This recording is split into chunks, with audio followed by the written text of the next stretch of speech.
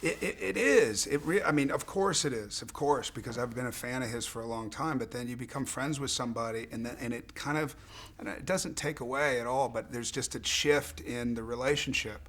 You know, it's like you see the Rolling Stones or something, and it's this, and do you want to meet them? Do you not want to meet them? And you get to meet them once, kind of thing. But when you actually have a conversation or you start to get intimate with somebody, then it's a different. You just enter a different realm. So when he called me and asked me, you know, if I'd be interested in doing this, it was a shock. It was I didn't know if I'd ever work with him.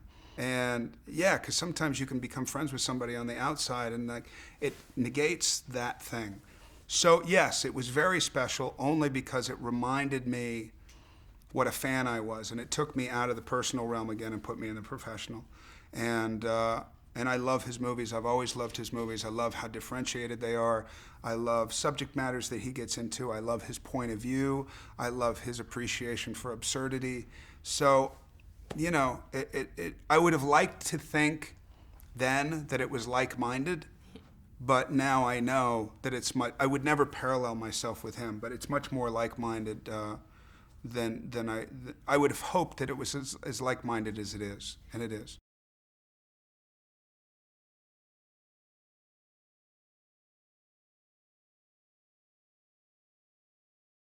No, because I didn't have the time, and I don't know if that was a good thing, or I think it was a good thing ultimately, because I went through it so fast and I didn't get anything, you know, it was just meaningless.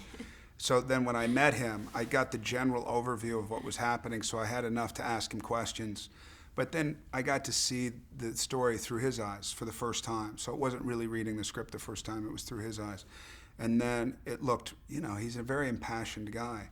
So it got really fun to see it through his eyes. So then I couldn't wait to go into the story and read it. And then I read the script, and then I read the book after that, and slowly read the book. And so when we finally got together, maybe a month later, a month and a half later, maybe a month later, then I was saturated by it. And then we got to really kind of go through this incredible labyrinth that became the movie.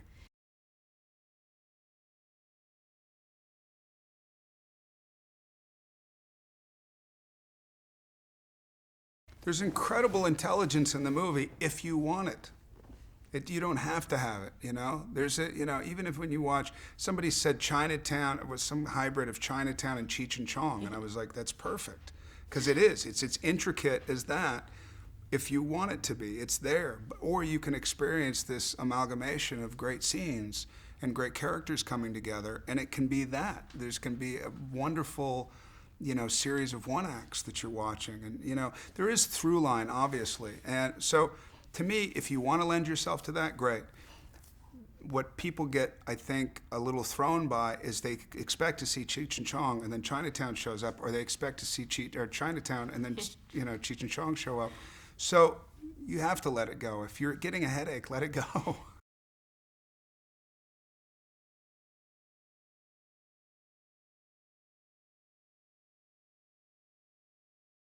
It's a really important question. Right.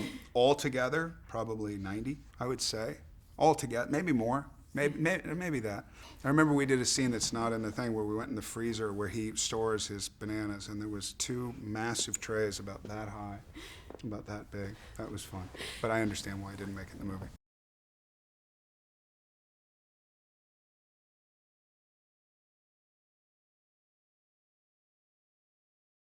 Well, I mean, in what I've talked about today, it reveals the fact that he's trying to fill a hole, you know, and not to be morbid about it, but there's something always unsatisfied about Bigfoot, and he's trying to use power in order to fill that. He's trying to use, you know, this oral fixation that he has, food or whatever it is. Why he chooses bananas, that's, you know, up for discussion. But, you know, to me, he's always trying to fill something that's not complete. And he never reaches that point. And then when you see him at the end, he just, you know, he's not getting the Fruit Loops in the cereal aisle, and he knows that's it. There's no way. I mean, life is just, it's not worth anything anymore.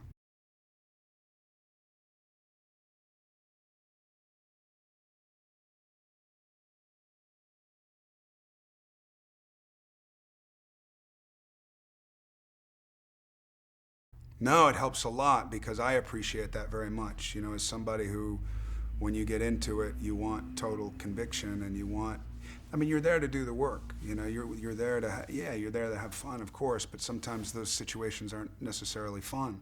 They can be really funny later, but you know, you're just kind of searching through, and especially with Joaquin, who's constantly searching and reactive and all that stuff. To be able to do that together is wonderful.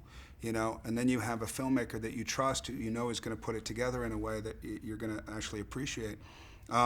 I love working with him. I think he's one of the most gracious actors I've ever worked with, and there's nothing self-involved about him, you know, which wasn't necessarily surprising, but this mythology of Joaquin has gotten to this thing that I have never experienced personally. Yeah.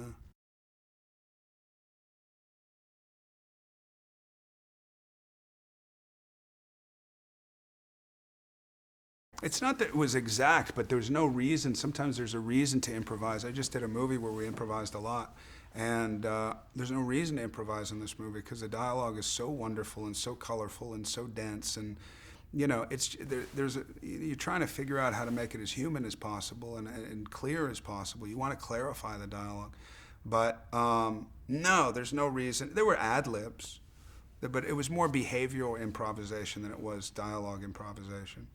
You know, like I say, when you're working with Joaquin, it's not based on Joaquin, but the two of us coming together, which I felt the same about Sean Penn. I felt the same, where it was like kind of all the boundaries kind of dissolve away, and then you're like, you know, something may, you know, surface, and you go, should I do it? The question is no longer an issue. You just do it. And then if it works, it works. If it doesn't, it doesn't. But